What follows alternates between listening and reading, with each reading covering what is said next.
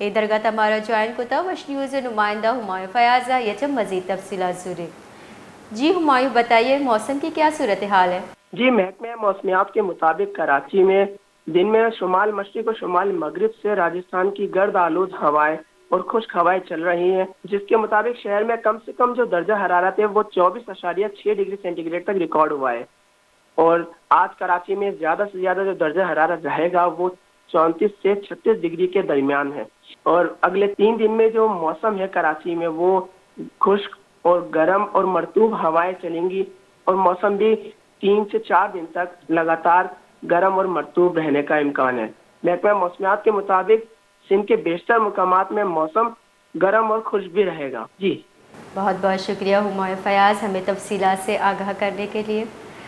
महकमा मौसमियात गुशगी के मरूची शहरा बेगे वाहदा जरुगात बहाली बुहगे गुमानी चरीशिय पद मौसम वश दिलकश बीत का